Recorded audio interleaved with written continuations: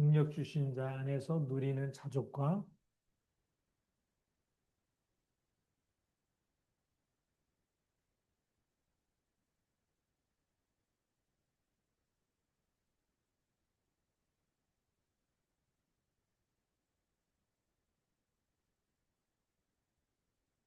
교제의 기쁨입니다. 자족입니다. 자족. 교제의 기쁨.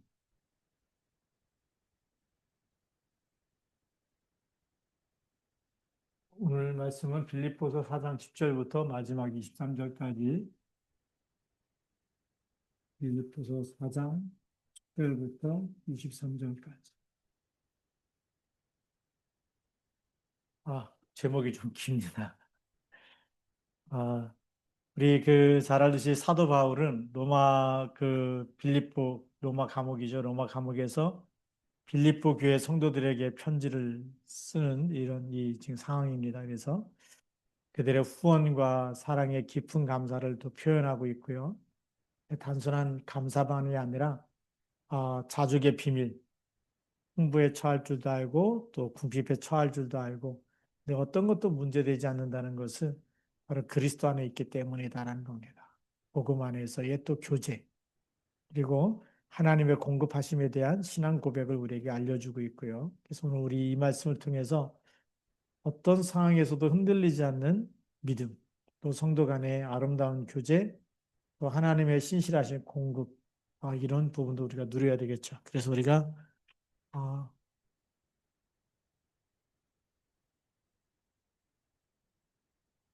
바울은 지금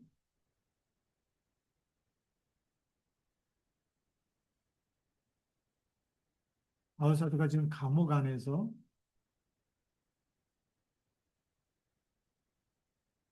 빌립보 교인들을 향해서 쓴 편지입니다. 그렇죠? 그러면서 우리 이 감옥 안에서 굉장히 많이 힘들고 어려울 텐데 이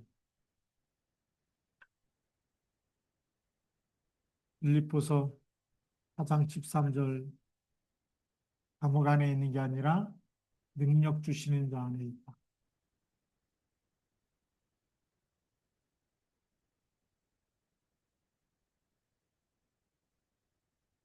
아, 이것이 이제 이 사도 바울의 영적인 현주소입니다.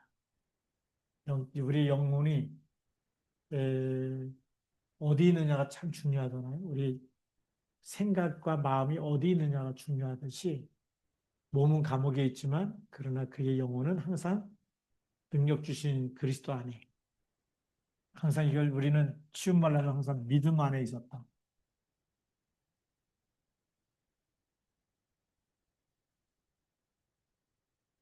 늘 풍족해도 불신앙 속에 있으면 문제가 계속 일어날 수밖에 없겠죠.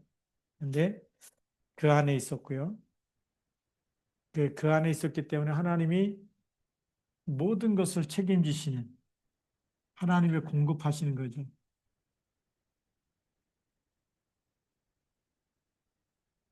하나님의 손길, 이걸 늘 체험하고 있었다는 거고요. 어, 그리고, 안에 있지만 빌립보 교인들의 수많은 기도와 사랑과 헌신이 늘 이렇게 우리 하나로 사도 바울이 그리스도 안에서의 한 가족처럼 이 천국 시민권을 가진 사람들 안에서 하나의 교제가 일어나는 소통되어지는 이런 축복 속에 있었어요. 굉장히 중요한 거거든요. 왜 중요하냐면 사도 바울이 빌립보 교회의 어떤 담임 목사도 아니고 또 고린도 교회의 담임 목사도 아니고 예, 또 에베소 교회의 담임 목사도 아니고 그럼에도 불구하고 바울을 통해서 복음 받았던 그 사람들이 계속해서 복음과 전도 선교를 위해서 함께 움직였다는 거예요. 마음과 생각과 모든 것을 함께 할 수 있었다. 그것이 이제 굉장한 이 하나님의 이 천국 시민권이라는 것은 하나님의 소원을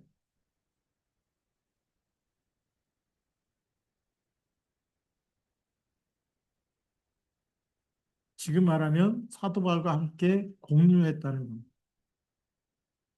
그래서 세계복음화, 로마복음화 이게 늘 같이 있던 거예요. 바울만 갖고 있는 게 아니라 그 바울을 통해서 복음받은 모든 성도들이 함께 로마복음화, 바울이 전하는 이 복음은 이 세상 모든 사람들이 다 들어야 돼. 다 그리스도 들어야 되는 거. 그래서 전도자가 얼마나 귀한지 거기에 대해서 함께 헌신하고 예, 그렇게 했다는 거죠. 헌금하고 이렇게 했던 일들이 굉장히 중요한 일들입니다. 그래서 우리 본론에 보면 조금 더 이제 구체적으로 좀 말씀 나누려고 하는데요. 물론 첫 번째, 자족의 비밀을 배운 사람이다.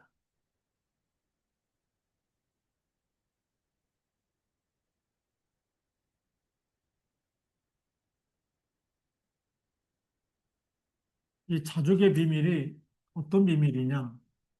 사도 바울을 보니까 11절에 보면 이렇게 얘기합니다. 내가 궁핍함으로 말하는 것이 아니라 예, 어떤 형편이든지 나는 자족하기를 배웠다. 예, 예, 어떤 형편이든지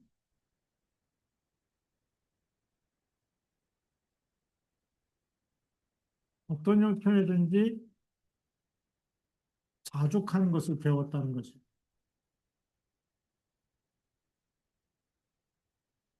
이 자족하는 것을 배웠다는 것은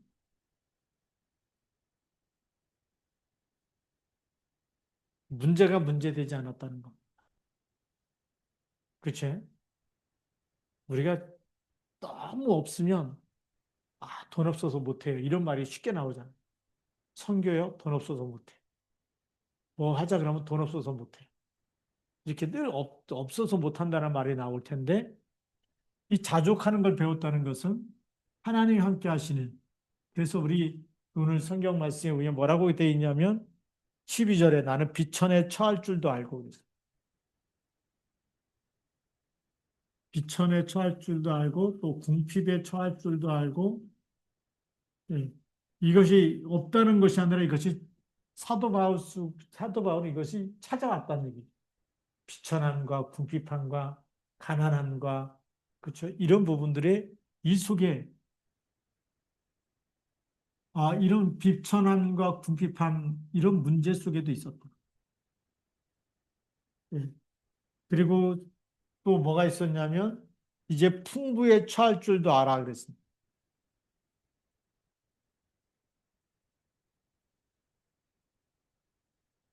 그다음에 그것뿐만이 아니라 배부름과 배고픔과 풍부와 궁핍에도 처할 줄 아는 일체의 비결을 배웠다 그랬습니다.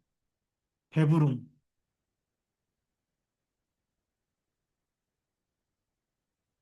그다음에 배고픔. 배부를 때가 있는가 하면 배고플 때도 있었다는 얘기죠.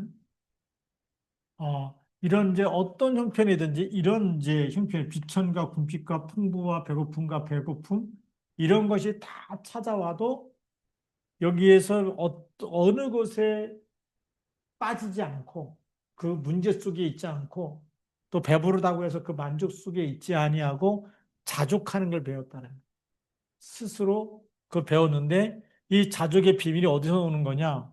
이 여기에서 자족함은 바로 그리스도를 통해서 오는 겁니다.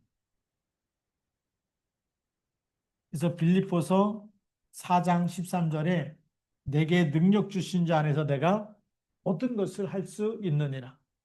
이 자족의 비밀은 그리스도 없으면 그리스도 붙잡지 않으면 여기서 못 빠져나가. 나는 가난한 사람이야. 난 돈 없는 사람이야. 어떤 사람은 그러죠. 교회 다니지 않으면 돈 없어서 헌금이 없어서 교회 못 가요. 이런 사람 너무 많죠. 근데 그런 부분들은 뭐냐면 그리스도를 붙잡지 않으면 늘 우리는 뭐에 붙잡히냐면 돈이 있느냐 없느냐 여기에 돈이 하나님이 되는 것이.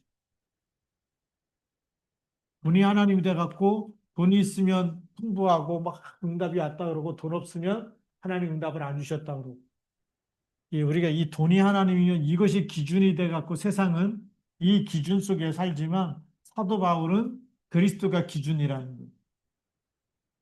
그러니까 빨리 기준을 바꿔야 돼요.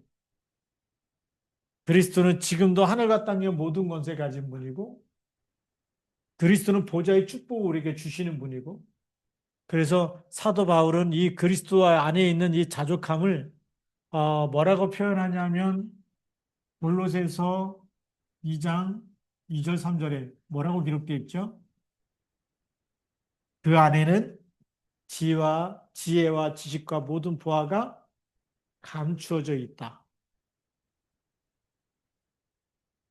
지혜와 지식과 모든 보화. 이것이 전부 다 그리스도 안에 있다라는 것. 그러니 이 그리스도를 발견한 이 그리스도 안에 모든 것이 다 있다고 하는 것을 발견했기 때문에 그리스도 한 분만 있으면 배고파도 괜찮고 배불러도 괜찮고 궁핍해도 괜찮고 풍부해도 괜찮은 그것 때문에 교만하지 않지. 어떤 형편에 있든지 자족하면서 하나님의 일을 할 수 있다라는 겁니다. 왜죠? 그 이유는 이미 신분과 권세, 신분과 권세는 하나님의 자녀가 되는 권세, 그리고 전도자의 권세. 그렇죠? 전도자는 뭡니까? 모든 사람을 치유하고 살리고 모든 흑암색을 꺾으면서 밟고 정복할 수 있는 그런 권세가 있는 거죠. 그래서 요한복음 1장 12절에 하나님의 자녀가 되는 권세, 그리고 전도자에게는 복음을 전하면서 세상을 치유하고 그다음에 정복하는 정복자의 신분, 권세를 주셨습니다. 흑암 권세를 무너뜨리는 가는 곳마다 하나님 나라가 임하게 하는 그러니까 아, 비천에 처할 때도 그리스도 붙잡으면 하나님께서 응답하시는 거죠. 어, 제가 이제 처음 그 목회를 시작할 때가 이제 강원도 홍천군 북방면이었는데 그 교회 갔을 때 교인이 한 가정. 집사님이 이제 시험 들어서 안 나오고 그리고 이제 뭐 초등학생들 막 중학생들 이게 몇 명이 이제 교회 나오는 이런 교회죠. 그러니까 헌금이 없잖아. 가자마자 딱 생각나는 게 굶어 죽겠구나. 이거 굉장히 힘든 거 아닙니까? 그래서 이제 그때 드는 생각이 우리는 칠남매고 우리 집사람은 구남매고 다 합치면은 뭐 16명이 10,000원씩만 도와줘도 굶어 죽진 않겠다 막 이런 생각이 들 텐데 근데 이제 도와달라고 전화기 들려고 하는데 하나님이 그런 마음 주시 하나님이 돌아가셨냐. 그래서 그때부터 매일 밤마다 이제 저녁 기도를 하게 된 거예요.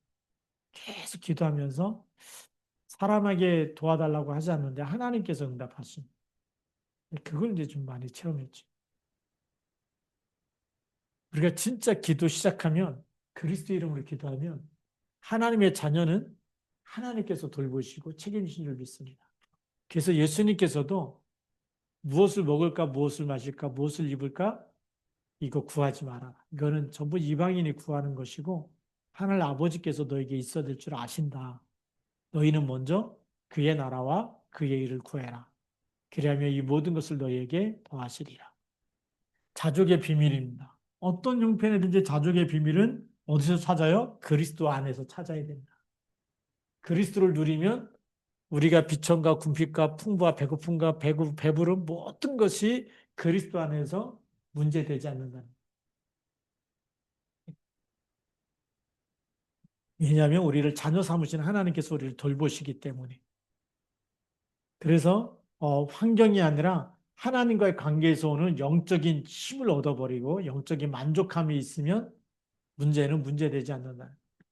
그러니까 요셉이 노예로 팔려가도 감옥에 들어가도 그 환경이 요셉을 붙들어 맬 수가 없는 거죠. 왜죠? 하나님 함께 하시면 그걸 초월할 수 있는 문제에서 빠져나오는 힘이 하나님이 함께하는 것 속에 있어요. 우리가 그리스도 이름 부르면 주는 그리스도라고 고백할 때 이 반석 위에 내 교회를 세우려니 음부의 권세가 이기지 못하리라. 음부의 권세가 무너뜨릴 수 있어요. 너는 이제 인생 끝났어. 너는 망했어.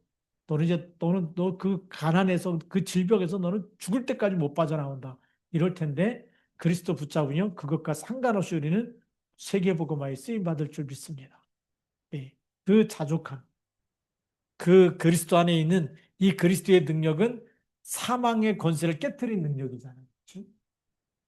아니 이스라엘 백성이 출애굽해 갖고 광야 들어가면 다 굶어 죽어야 되잖아요. 한두 사람도 아니고. 근데 그 사람들이 굶어 죽지 않았다는 것은 기적이죠. 하나님께 뭘 내리세요? 만나를 보이시. 40년 동안 만나를 그래서 굶어 죽은 사람이 없는 거예요. 뭐 때문에 죽어요? 불신앙 때문에 죽는 거죠. 지금도 우리가 그리스도 붙잡고 있으면 하나님은 때마다 하나님 역사하실 줄로 믿습니다. 자, 두 번째는 우리가 이 헌신과 후원의 의미 이제 14절부터 18절까지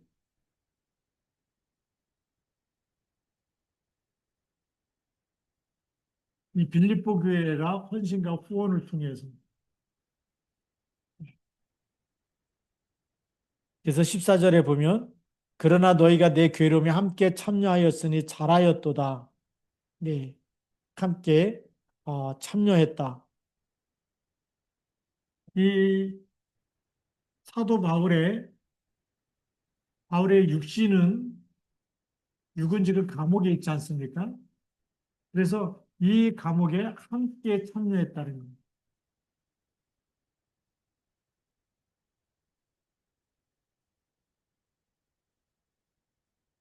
함께 참여하는데 이제 복음을 전하면서 사도 바울이 복음 전하는 일에 같이 복음 전하고 같이 기도하고. 네, 그러면서 15절에 빌립보 사람들아 너희도 알거니와 복음의 시초에 내가 마게도냐를 떠날 때에 주고받는 일에 너희가 참여한 교회가 너희 외에는 아무도 없었느니라 그랬습니다.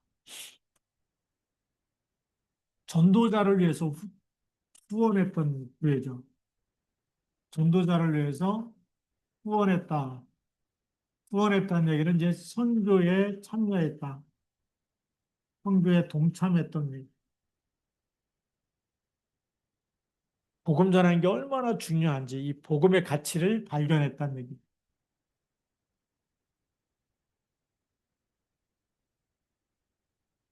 이 복음은 하나님이 주신 생명을 살리는 일이고 영혼을 살리는 일이고 사망에서 생명을 옮기는 일. 돈으로 세상에 그 무엇과도 할 수 없는 가장 귀한 일이 바로 영혼 살리는 일입니다. 이것 때문에 그들의 후원은 그냥 단순히 선물이 아니라 16절에 보면 데살로니가 있을 때도 너희가 한 번뿐 아니라 두 번이나 나의 쓸 것을 보내었다라고 데살로니가에 있을 때에도 그렇게 두 번씩이나 선교비를 보냈는데 17절에 내가 선물을 구함이 아니요 오직 너희에게 유익하도록 풍성한 열매를 구합니다라고 되어 있어요. 그리고 이것은 어떤 것이냐 하면 이런 선교비는 18절에 보면 내게는 모든 것이 있고 또 풍부한지라 에바브라 디도편에 너희가 준 것을 받음으로 내가 풍족하니 이는 받으실 만한 향기로운 제물이다. 그래서 이 선교헌금은 뭐라고요? 곧 향기로운 제물이 되는 거예요. 그래서 지금 말하면 우리 선교비, 선교헌금은 향기로운 제물이다. 놀랍지 않습니까? 예. 하나님이 받으시는 가장 향기로운 하나님이 가장 기뻐하시는 그런 제물이 된다는 거죠. 왜 그럴까요? 이 선교는 영혼 살리는 일에 쓰임 받는 것입니다. 그래서 너무 귀한 일이에요. 그래서 사도 바울은 지금 선물을 구한 게 아니에요. 예. 그리고 이들의 이런 헌신이 선교 예물 이렇게 선교에 동참하고 복음의 가치를 발견하고 전도자를 후원하는 일이 선교하는 것이고 선교 헌금을 드리는 건데 이것 때문에 하나님께서는 이들에게 어떤 열매요? 풍성한 열매를 하나님께서 주시길 바랬어요.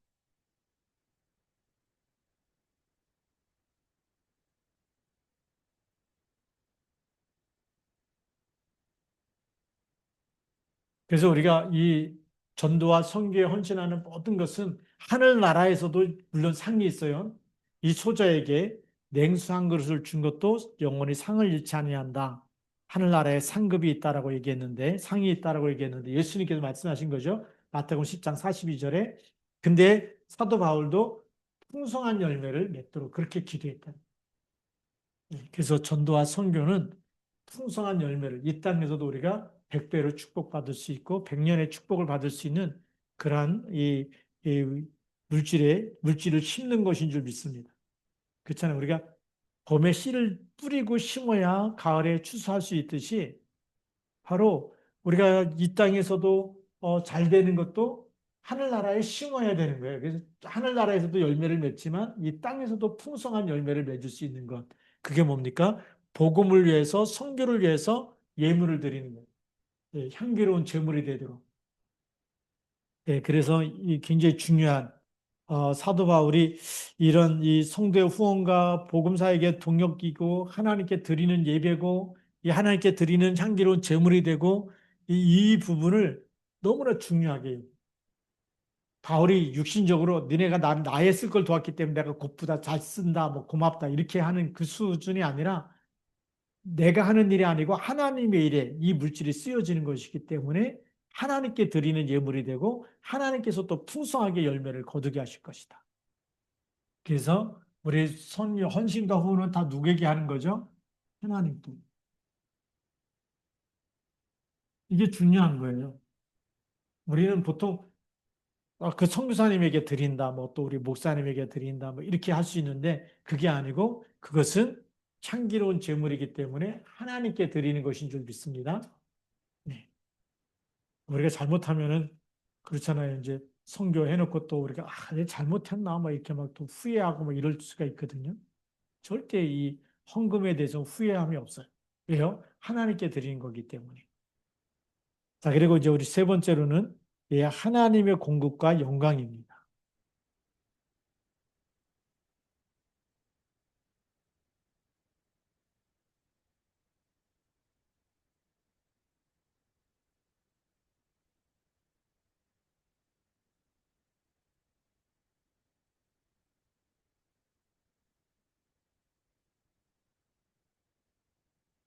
오늘 19절 말씀에 보면 굉장히 중요한 말씀 이렇게 하죠. 나의 하나님이 그리스도 예수 안에서 영광 가운데 그 풍성한 대로 너희 모든 쓸 것을 채우시리라.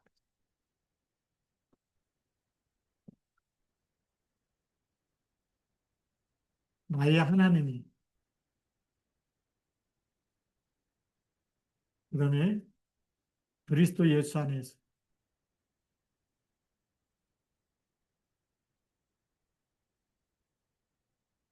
중요한 이 신앙 고백이죠. 그리스도 예수 안에서 그리스도 안에서 또 영광 가운데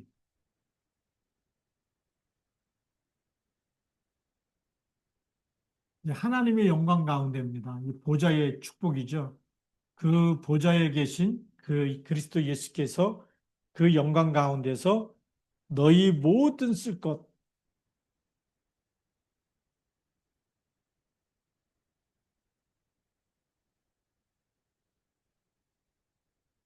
이것을 채우시리.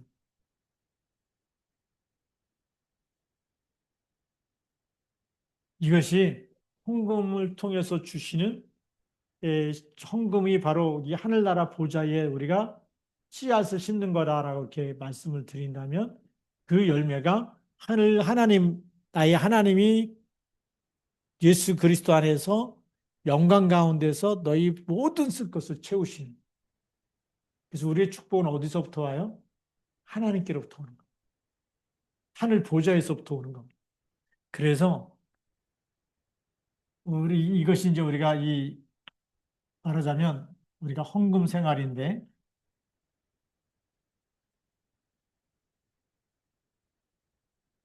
우리가 헌금 생활 가운데 우리가 11조는 누구의 것이라고 얘기하죠? 하나님의 것.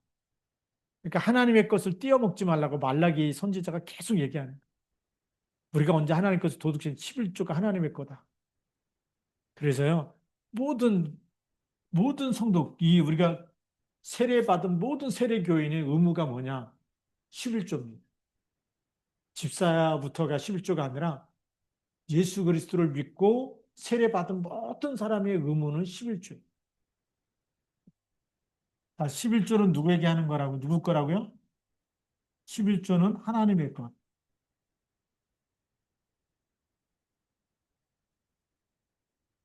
그래서 내가 11조 헌금을 안 한다는 것은 하나님의 것을 하나님께 안 드려. 하나님의 것을 내가 띄어먹는다고 생각합니다. 10분의 1은 반드시 하나님의 겁니다. 예. 근데 10분의 1을 안 하다면 하나님, 그러니까 이 하나님의 것을 내가 다 내 마음대로 써버리면 하나님의 것을 도둑질하는 거하고 똑같죠. 그러니까 하나님이 축복할 수가 없는 거예요.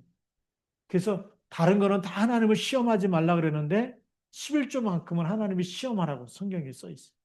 내가 축복하는지 안 하는지 한번 11조 가지고 하나님께 드리면서 한번 봐라. 반드시 축복하신다라고 돼 있어요. 그 다음에 우리가 이제 감사헌금, 그 다음에 세 번째는 우리가 선교헌금, 네 번째는 건축헌금. 우리가 이 4대 헌금이라 그러죠. 이 4대 헌금은 기본적으로 해야 되는 거. 구원받은 거에 대해서 감사해야 됩니까? 안 해야 됩니까? 해야 되는 거죠. 우리가 날마다 감사의 예물을 드려야 돼요. 그리고 우리가 복음과 전도 선교를 위해서는 반드시 선교해야 되는 거고요. 또 우리가 교회 건축을 위해서도 미리 준비해야 되는 거죠. 예. 이런 부분들이 왜 중요하냐? 하나님께서 이렇게 모든 쓸 것, 우리가 이 하나님의 것을 구별하고 헌금 생활을 할 때는 하나님께 드린 거기 때문에 우리의 모든 쓸 것과 하늘나라에 또 이것이 쌓여지는. 그래서 예수님께서도 뭐라고 말씀하시냐면 땅에다 쌓아두면 동록이 든다. 돈이 녹슨다. 또 도둑이 와서 훔쳐간다. 그런데 너희 부활을 어디에다 쌓아두라고요? 하늘에 쌓아두라고 얘기하죠. 하늘에 쌓아두는 답이 뭘까요? 그게 하나님께 드린 헌금 생활에 있습니다. 사도 바울이 오늘 중요한 메시지 우리에게 전하는 거예요. 이 그냥 한 번, 두 번 이렇게 보낸 것 뿐만이 아니라 풍부한데 또 내가 받았는데 이 받는 내가 이렇게 너희로부터 받는 이런 후원과 성경금이 하나님께 향기로운 제물이 되고 하나님을 기쁘시게 하는 것, 나를 기쁘게 하는 것이 아니라 복음과 전도에 쓰여지는 거기 때문에 결국은 누구를 기쁘게 한다? 하나님을 기쁘게 하는 것이고 그 하나님이 기뻐하는 것은 하나님께서 반드시 나의 하나님이 그리스도 안에서 영광 가운데서 그렇게 보좌의 축복으로 우리의 모든 것을 채우시고 풍성하게 하셔서 빛의 경제, 세계보고말 경제가 회복되도록 축복하시는 줄 믿습니다.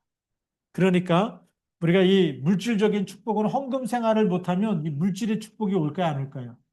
안 오는 거예요. 물질도 심어야 되는 거예요. 헌금도 심어야 헌금대로 이 물질의 축복이 오는 거예요. 이건 이제 또 그래서 심은 대로 거둔다라고 얘기하는데 헌금 안 하고 맨날 복 달라고 와서 아무리 기도해도 이 11조 띄어먹고 다 띄어먹은 그 헌금도 안 해보면서 복 달라고 그러면 아무리 백날 기도해도 심은 게 있어야지 올 거 아니에요. 예. 뭐 씨를 뿌려야 열매를 추수할 게 있는 거 아니겠습니까? 씨도 안 뿌리고 맨날 달라고만 하면은 그, 그 거둘 수가 없는 거죠. 물질도 마찬가지고 헌금도 마찬가지. 그래서 우리가 100배의 축복, 100년의 축복, 또 우리가 또 빛의 경제, 세계보고말 경제의 축복을 받으려면 우리가 그만큼 또 하나님께 이게 뭐 얼마를 들어야 된다 이런 게 아니잖아요. 그렇죠? 우리가 성경에 보니까 과부가 2 렙돈 드렸는데 예수님이 얼마나 칭찬했어요. 저 사람이 부자들이 드린 것, 바리새인들이 드린 것보다 더 크게 하나님께 드렸다. 왜냐? 다른 사람이 있는 데서 드렸지만 저 사람은 생활비 전부를 넣었다라고 얘기하죠. 2렙돈이 뭐 지금 얼마나 되겠습니까? 제가 이제 고등학교 때 이렇게 신앙생활 할 때를 보면 그때 그 고등부 가르쳤던 선생님들 그 당시에 2렙돈은 지금 200원 정도 한다. 그때 뭐 라면에 한 50원 정도 했었으니까요. 라면가 50원일 때 2렙돈 라면 한 세네 봉지 사서 먹을 만한 분량밖에 안 되는데 근데 하나님 그 굉장히 기쁘시게 다 받았다는 거죠. 그러니까 우리 돈의 액수에 헌금은 액수에 있는 것이 아니라 마음을 드리고 우리가 그렇게 할 때 하나님이 받으시는 줄 믿습니다. 네. 자, 그 다음에 우리가 네 번째로는 이 복음 공동체의 교제와 축복입니다.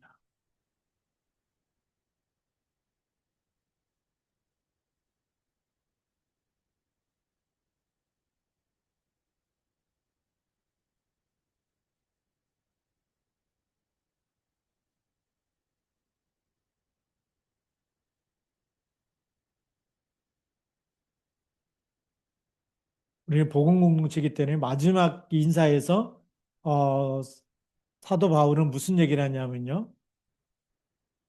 21절에 그리스도 예수 안에 있는 성도에게 각각 문안하라.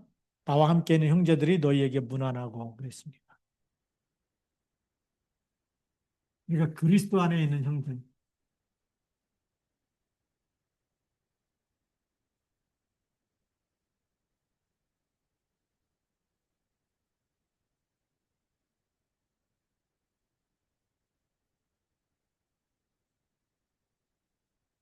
문안하라는 거예요. 우리가 그리스도 안에서는 다 같이 한 가족이다라는 한 공동체입니다.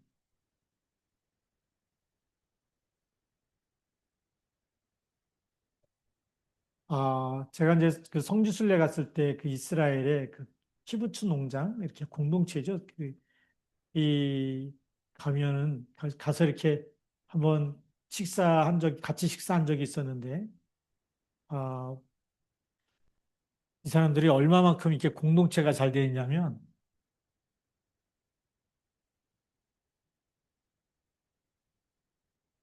같이 한 농장에서 같이 일하고 같이 생산해서 팔고 그 자녀들이 네 자녀 내 자녀 없이 다 한 가족이. 우리는 뭐죠? 각 가정마다 내 자녀만 챙기잖아요. 근데 여기는 그 공동체 속에 있는 모든 자녀가 한 가족처럼. 그래서 이 중동에 있는 수많은 사람들이 이스라엘을 이겨낼 수 없겠다. 네, 초등학교부터 중고등학교 막 이럴 다닐 때까지도 그냥 다 가족과 같이 이렇게 돌보고 인턴십을 하고 같이 먹고 같이 생활하고 그 같이 한 농장에서 같이 일해가지고 같이 생산하고 그 완전히 한 공동체가 된 거예요.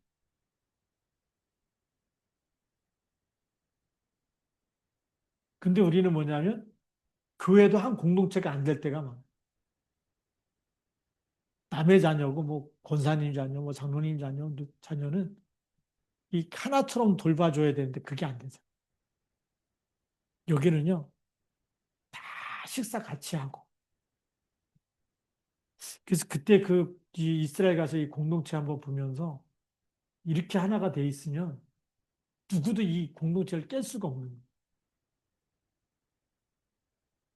거예요. 이 공동체가 다 각자가 다 나 잘났고 너 잘났고 해서 부딪혀야 깨지는 거지. 다 내 식구처럼 막 하나로 똘똘 뭉쳐져 있는 그 공동체는 깨지지가 않는 거예요. 예, 그러니까 다른 나라들이 아무리 침략해도 그래서 이스라엘 민족의 한 사람이 누구한테 그 이방 사람한테 죽으면 이해는 이로 감잖아. 그래서 이스라엘 전쟁이 이게 쉽게 끝날 전쟁이 아니에요. 예, 사람들은 아직 그 이스라엘 속에 있는 공동체 여기 누가 한 사람이 내 식구예요. 예, 이스라엘 사람 하나가 죽으면 그건 내 식구 하나가 죽은 거예요. 그래서 반드시 가서 어떻게 해요? 보복을 하잖아요. 예, 그래서 막 공격하고 막 이런 게 이번에 막 끌고 가서 이렇게 납치해 갔잖아요. 그러니까 막 전쟁이 일어날 수밖에 없는.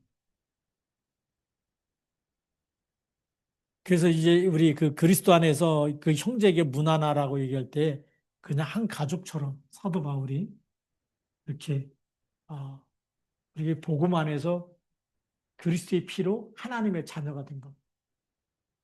그렇게 돌봐줄 수 있어요. 그래서 이 교회를 무너뜨리면 안 되고 교회는 복음 안에서 서로가 세워나가야 됩니다. 예. 왜요? 그리스도의 피값을 주고 한 사람 한 사람을 구원하시고 하나님의 자녀로 하나님의 백성으로 삼으셨기 때문에 잘난 사람 못난 사람이 없는 거예요. 그렇잖아요. 그 그 어머니의 입장에서 자녀가 많을 때, 한 자녀가 막 실수하고 잘못할 때 굉장히 아파하잖아요. 그리고 어떻게든지 형제끼리 도와가지고 같이 잘 됐으면 좋겠다. 그게 부모의 마음인 것처럼 하나님의 마음도 마찬가지. 하나님의 마음도 교회 안에서 누가 이렇게 넘어지고 쓰러지면 계속 하나 돼서 회복되기 원하는 게 하나님의 마음. 그게 그래서 그런 마음으로 문안하라는 거예요. 문안해서 그 형편을 돌봐주라는 거예요.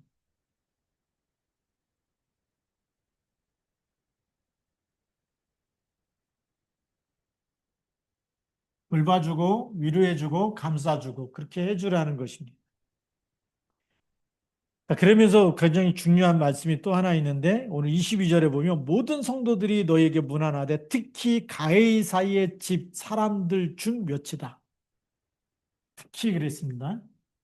특히 누구에게 문안하냐면 가해사.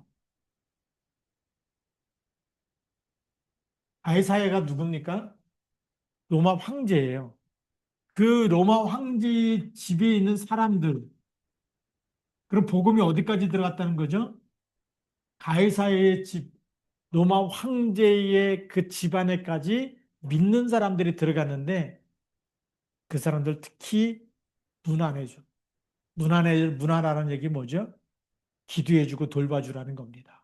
그들을 통해서 가해사에게까지 복음이 들어갈 수 있도록 함께 협력해서 돌봐주고 힘주고 기도해주고 복음의 능력이 나타나도록 벌써 이때부터 기도 부탁을 한 겁니다. 말하자면 문안하라는 것은 이 사람들을 특히 돌봐주면서 이 사람들이 뭘 바랄 수 있도록요? 복음의 빛, 증인으로 설 수 있도록 그리스도를 말할 수 있도록 그리스도의 빛을 전해서 발해서 이 가해사의 집, 황제의 집안이 다 복음화돼 황제 집안이 복음화되면 로마 복음화가 되는 줄 믿습니다.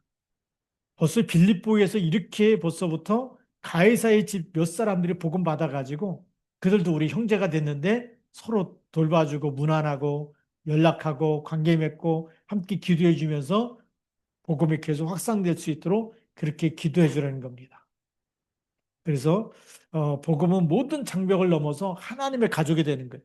가해사 위치 사람이 권세를 부릴만 하잖아요. 그렇죠? 근데 복음 안에서는 서로가 하나 되는 거죠. 이런 일들 속에서 그래서 이 공동체를 위해서 누구 이름으로 축복하죠? 그리스도 예수의 주 예수 그리스도의 은혜가 너희 심령에 있을지어다. 축복 중에 축복은 뭐죠? 그리스도의 은혜가 심령에 있는 겁니다. 우리가 마음과 영혼 속에 이 심령 속에 은혜가 떨어지면 자꾸만 불신앙과 원망과 이런 소리를 할 수밖에 없죠. 그런데 그리스도의 은혜가 늘 심령에 충만하면 어떤 일이 일어날까요? 어떤 문제도 문제되지 않고 하나님 주신 힘으로 하나님 그리스도 안에 있는 그 은혜로 모든 사람을 살리게 되고 또 위로하게 되고 또 힘주게 되고 그렇게 될 줄 믿습니다. 지금 우리 모든 치화중학교 모든 성도에게 이 그리스도의 은혜가 충만하면 충만하지 못한 사람 붙들어 줄 수 있고 힘줄 수 있어요. 그런데 이 은혜가 떨어지면 계속 누가 문제입니다. 뭐 누가 어떻습니다. 이렇게 늘 흉볼 수밖에 없어요. 그 흉봐 가지고는 교회가 깨지는 거죠. 사단이 좋아하는 거는 분열시키는 거고 깨는 겁니다. 근데 이 그리스도 안에 있는 이 은혜가 넘칠수록 우리는 연약한 사람도 부족한 사람도 다 품을 수 있는 그런 하나님의 은혜로 답을 줄 수 있고 돌볼 수 있고 또 기도해 줄 수 있고 그렇게 해서 하나님께서 회복시키는 역사가 일어날 줄로 믿습니다. 그렇게 해서 다시 우리 시아중학교가 부흥하는 역사가 우리 누구 이름으로요? 그리스도 예수 안에 은혜 속에서 그 심령이 우리에게 넘침으로 말미암아서 우리 한 사람 한 사람이 정말 최고의 전도자로 많은 사람을 치유하고 살리는 하나님이 쓰시는 그런 그리스도의 제자로 세워지기를 주님의 이름으로 축복합니다. 기도하시겠습니다. 살아계신 하나님 아버지 감사합니다. 오늘 그리스도 예수 안에서 어떤 문제가 와도 문제되지 아니하고 하나님 이 복음과 전도 때문에 헌신했던 빌립보 교회에 선교하는 모습, 선교 헌신하는 이런 모습을 또 보면서 이것은 또 그냥이 아니고 그냥 육신적인 사도 바울을 도운 것이 아니라 이것은 하나님께 드린 향기로운 제물이고 하나님이 받으시고 하나님께서 하늘 보좌의 문을 여시고 풍성하게 또 채우시고 그 열매를 우리에게 허락하실 것이고, 그래서 우리가 물질을 심는 것도 하나님 정말 이제는 이 물질을 거두게 되는, 그리고 하늘나라의 상급을 얻게 되는 귀한 이름을 알게 하여 주시니 감사를 드립니다. 또 그리스도의 날까지 우리가 복음 공동체가 돼서 한 사람도 이제는 시험 들지 아니하고 오히려 현장을 치유하고 살리는 전도자의 길을 가며 세계 복음화에 쓰임 받을 수 있도록 이 시간 기도할 때 성령으로 충만하게 역사하여 주옵소서. 우리 주 예수 그리스도의 이름으로 감사하며 기도드립니다. 아멘. 같이 우리 오늘